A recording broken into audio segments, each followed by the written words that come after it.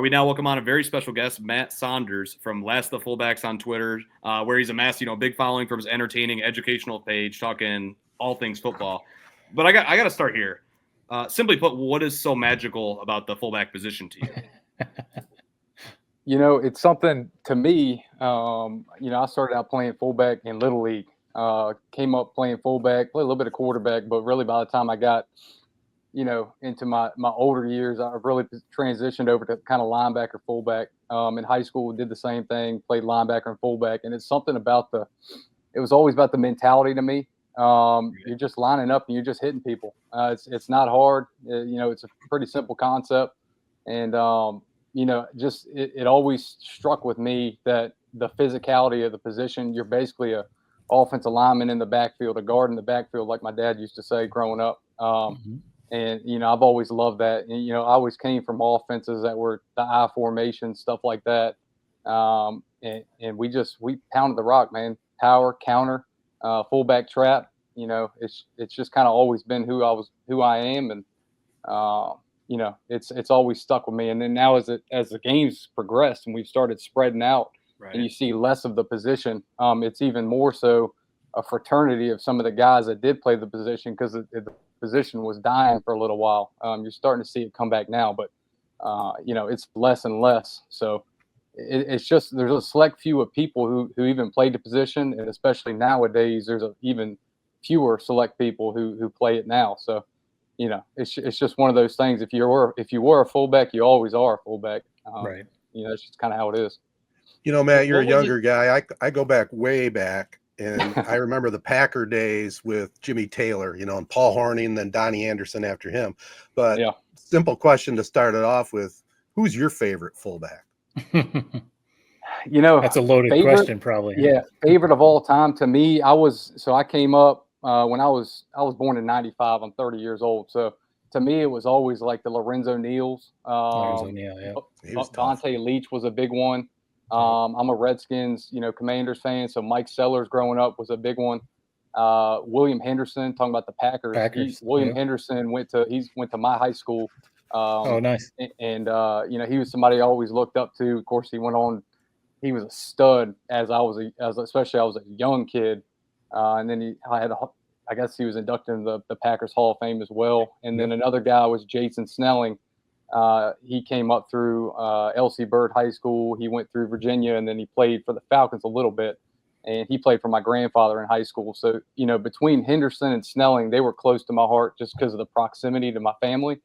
And then really, I think favorite of all time is probably Lorenzo Neal, and then Vontae Leach as well was a big one. Nice. Okay. Yeah, I grew up. So I'm an '80s baby. Grew up in the '90s. So the '90s there was. Mike Allstott is probably one of the best. The three of us are Lions fans. Corey Schlesinger. He was running over people at Nebraska. Yeah, he was running over people at Nebraska. Probably could have won a Heisman as a fullback / running back. And then he came to the Lions. I swear every game he was breaking a face mask when he was running over guys. So yeah, the fullback, it was guys like Allstott, Lorenzo Neal, tough, but they kind of played running back too. Yes, they were a fullback, but they could carry the ball too. But like you said, the game has evolved, and there for a while the usage rate for fullbacks dropped. Dramatically. There was a while where fullback was almost obsolete, but now it's kind of come back up. There are a lot of teams now using the fullback quite a bit. Yep. We're Michigan football fans, so like Max Bredesen and Michigan, obviously with Jim Harbaugh used the fullback quite a bit, and with Sharon Moore they still do. Do you kind of see, obviously you just listed your favorite fullbacks, it did dip, now it's coming back. Do you think that's because teams are kind of seeing like, hey, there is still value in having that lead blocker? Like you said, it's an extra lineman in the backfield. Some teams literally put a lineman as a fullback. Do you kind of see it kind of coming back? Yeah. Especially you saw it last year in the playoffs, and you see it every year. The teams, y'all are kind of in Big Ten country up there. When it gets cold during, November, December, January, the teams that can control the ball, they're going to win some games, and you see that. Like the Lions were very successful. I'm trying to Michigan, Ohio State, Notre Dame at the end of last year. Yeah. The teams that can control the ball, you get in cold weather. You get under center, especially under center. I'm a big time. I like to see the quarterback under center, turn his back to the defense. I think that does a lot, especially to your linebackers mixing up their reads. You got play action coming off that. I think we're starting to go back to it just because we spread out for a little while. Linebackers got smaller. You started getting the hybrid safety into the box. So now we're kind of bulking back up. I mean, the Ravens, a good example. I know they haven't gone all the way yet, but you got a guy like Pat Ricard who's lining up. He's in that tight end position, H-back, fullback. That's a big load coming down on a hybrid safety trying to fill a hole. So, eventually we'll probably get bigger as far as linebackers again, like the Brian Urlacher type guys, try to counteract it, and then we'll spread out again. But yeah, definitely I'm liking what I'm seeing when we're getting more fullbacks in the game and more under center type stuff. Especially. I mean, 49ers, Kyle Juszczyk. I mean, 49ers. I mean, he's almost there with McCaffrey out. He's one of their main players on offense. Oh yeah, yep. And they cut him and then basically re-signed him not too long after that. And you got guys like Reggie Gilliam in the league. One of my favorites right now that he still hadn't quite broke out, but Hunter Luepke with the Cowboys. I'm waiting for him to have a big season. He's just multifaceted, kind of like a Kyle Juszczyk type guy, just a Swiss Army knife. So I'm excited where the league's headed for sure, no doubt about it. And then the guy out. Matlock out in I want to say San Diego, but the Chargers, Los Angeles. Yep. He's another Pat Ricard, chip off the old block, just lining up and knocking the teeth. Plays defensive tackle when he's not playing fullback. You got to love stuff like that. What can I do for the team? How can I help? And that's the fullback mentality all day long. Jim Harbaugh classic, right there. What made you want to start this page, and how long was it until it really started to take off and become what it is now? Yeah, I want to say it was back during COVID, kind of like everyone else's story. You're sitting up, cooped up in the house, ESPN and NFL Network, SEC Network, all they're doing these reruns of these 1980s, 1990s games, and I had a text thread with a few of my friends where I would cut up a film just like I do and put online. I'd take a clip of a play and send it to him, and I'd break down, hey, this is what I see, look at the footwork on the right guard, whatever it was. And eventually one of my buddies was like, hey man, you should like post this online. It's kind of cool. It's fun to talk about. I finally did. And, I kind of liked it at first with the last of the fullbacks with it being pretty anonymous. I kind of liked that, just kind of throwing stuff up there. And, day by day, it just kept growing. And I realized it was something that people like to see. I started establishing relationships with high school coaches, youth coaches. Then, I had college coaches jumping on there. And, I've got guys all the way from the NFL down to, just your average youth dad, and interacting with them all the time. I've learned more over the last, whatever it's been, 4 or 5 years. I've learned more. I realize now that I know nothing. I thought I knew a little bit, and the more I get into it, you just see guys who know so much about the game. I realize how little I know, and it's been humbling and fun to get to talk to these guys across the country. And even the ladies out there. There's a lot of girls out there who are in the football world, and man, you just learn a lot from everyone out there, and you got everyone at your fingertips as far as information wise. So it's been fun. I had a kind of a similar revelation when I see clips that you've posted, or like an account like a Coach Dan Casey of video from the 1940s, 1950s football.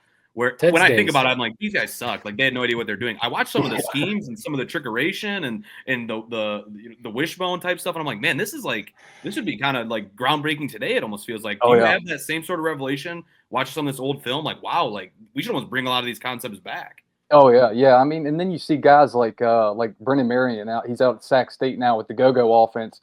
And when you hear him talk about how he created that offense, there's nothing new under the sun. I mean, he was watching film, like you said, back from the 30s and 40s of single wing stuff that he based this offense off, and everyone's kind of mind blown, thinking, which it's a very cool offense. There's no doubt about it. But he'll tell you, there's nothing new really here. He's kind of formulated in his own way, and he's got some air raid concepts and stuff like that in it too. But the basis of the offense has been around since the beginning of time, and I think that's the cool thing, is that we go in these waves, and it's almost like this lost technology in football that all of a sudden you're starting to see glimpses of it here and there.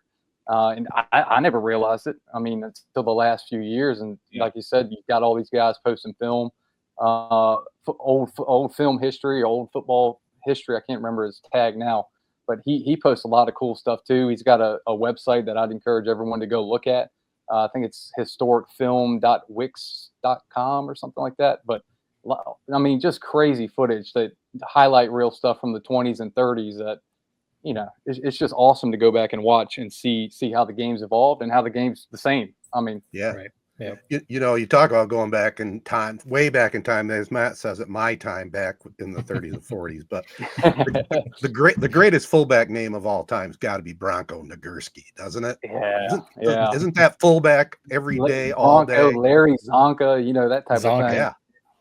Zonka was my favorite of all time, and he was clutch for sure. But my question is, do you think we'll ever see the day in the NFL where you do have full-time fullbacks on the roster instead of the hybrids, which a linebacker or a tight end, an H-back? Do you think they'll ever get back to true fullbacks? Yeah, I think so. Again, because I think the game it spread out, and we got so light as far as weight classes, across different positions. I think at some point, I think we go back to it. I mean, again, you talk about the NFL playoffs last year. I made a post about it, and I can't think of it off the top of my head, but I want to say all but one team going into the playoffs last year had a fullback, or I'm going to say H-back, but some type of dedicated fullback position on the team. It wins games. And I'm not saying the fullback necessarily does. I encourage having a fullback, but the fact that running the football late in the season, there's something to that, being able to defend or run the ball and then basically time of possession, keep the ball in the other team's hands. I mean, what's the way you beat Pat Mahomes? You keep the ball out of his hands. Look at the Eagles. Right. For sure. He didn't. He wasn't on the field. So, of course, they had a great defense too, which helps. But I mean, ultimately, when it comes down to it, football's football, right? I mean, you line up, you smack each other's heads, and you got to tackle. I mean, you can do some crazy schemes and you can trick plays if you want to say it that way, but ultimately, time of possession, controlling the clock, not turning the ball over. I mean, that's what it comes down to. This is a little off the wall. You seem like someone, obviously understands and studies football, played yourself. I'm just curious. We've asked, whether it's coaches or players, other people we have on the podcast, a similar question. I'm just curious your thoughts. You talk about defensive linemen lining up and playing fullback, offensive linemen coming back and playing fullback. We've seen a lot of, it kind of went the trend where people were specializing in sports, playing only one sport. Now it's kind of going back the other way. People are playing 3-4 sports because they see the value. And like, if you're a wrestler, that translates on the football field. I'm just curious your thoughts on that. Do you think there's value in specializing, play one sport, or do you think, no, you should play multiple sports because those soccer skills could translate onto the football field, wrestling, stuff like that? I'm just curious your thoughts on that. Yeah. I'm a big wrestling guy. I encourage especially all my kids, all the players. Hey, during the fall, if you're not in the weight room, go wrestle. I don't know how it is where y'all are here. You can't necessarily be in the weight room with football while on the wrestling team. So guys have to make a decision type thing. But I'm also somebody who, when you're in high school, particularly in high school, play all the sports. If you want to play a sport, go play it. You're only going to be in high school one time. Once it's over, it's over. And the likelihood of you going to the league, even getting a college scholarship is low. You're one play away from an injury in any sport, so I'm always a guy who, if someone, hey, if you want, I want to go play lacrosse, coach, I want to go do this. Go do it, because this doesn't last forever. Someday you're going to have to clock into your 9 to 5 and go to work. And, I'm big on playing multiple sports just in general, but as far as, and from an athletic standpoint, it's hard. It's people who argue against it. It's just hard for me to wrap my head around telling a kid, how go play center field in baseball and then turn around and go be, a striker in soccer, and then turn around and now you're playing football. you can't tell me from an athletic standpoint that is not beneficial to a kid. Right. I'm very big on just go play the sports, man. Go do them all.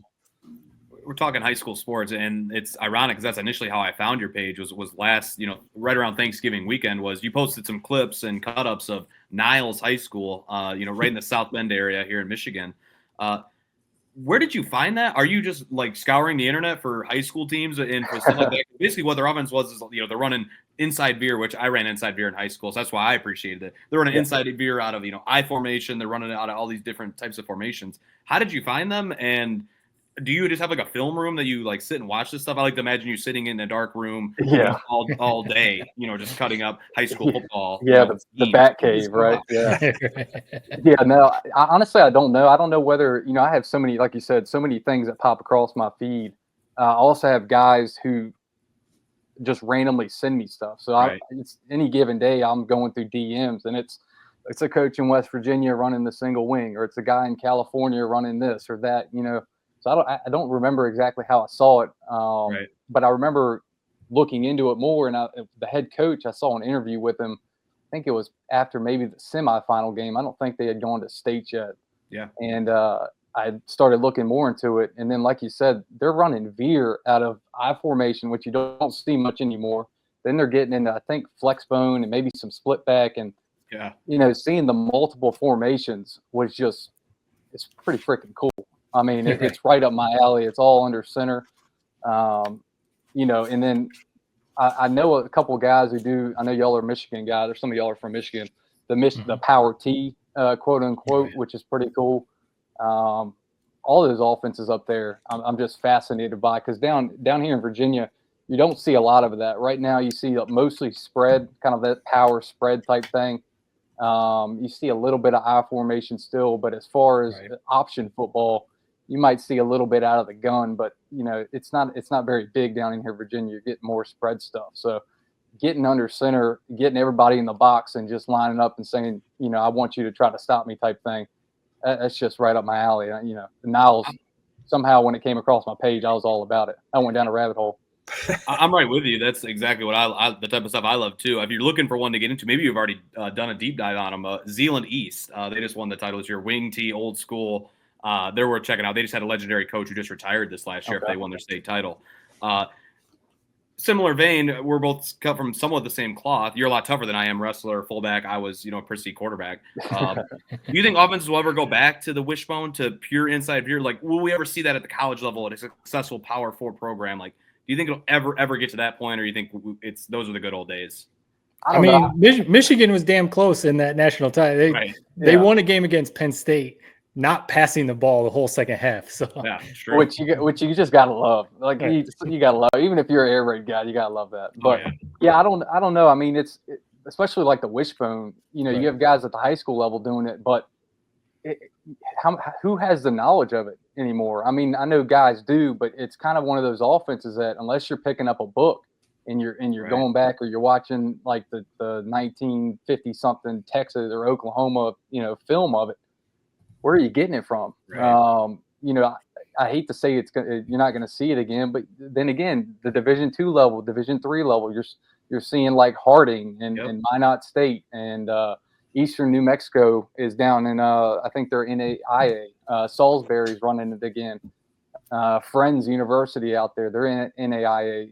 These teams are the teams that are consistently in the playoffs at the lower levels are running some of these offenses. So it's tough to say. Paul Johnson, when he was at Georgia Tech, obviously, and Georgia Tech had a good year last year, but they haven't been the same since he left.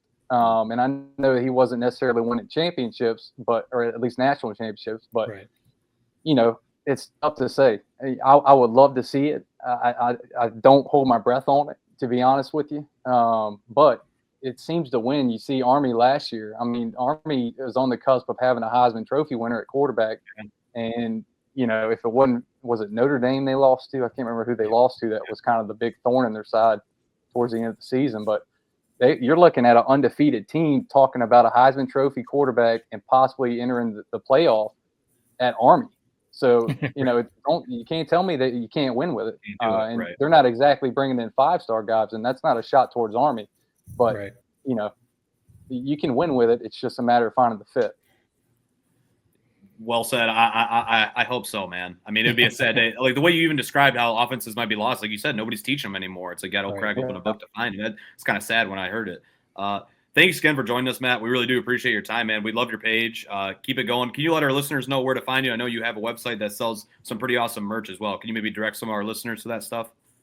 Yeah, so I mean, obviously on Twitter or X, whatever you want to call it, Last of the Fullbacks. I think my actual handle is The Last Fullback, but you'll be able to find me on there. I've got like a link tree. It's got a bunch of links. I have a Substack that I really haven't done a lot with lately. We have a newborn. Well, I say a newborn. She's about 9 months old now, so she's had my hands full as far as that. But I've got a Substack. I'm getting into probably starting a podcast here soon, and kind of some of these relationships I've been able to build over the past few years, hopefully getting guys on and just picking their mind and just talking ball, kind of like we're doing now. Yeah. And then lastofthefullbacks.com is kind of my like merchandise page or whatever, definitely check that out. So between those places, but definitely if you go to my X page, you'll be able to find everything on there. And, I appreciate the support, appreciate your time. And, hopefully we'll do this again soon.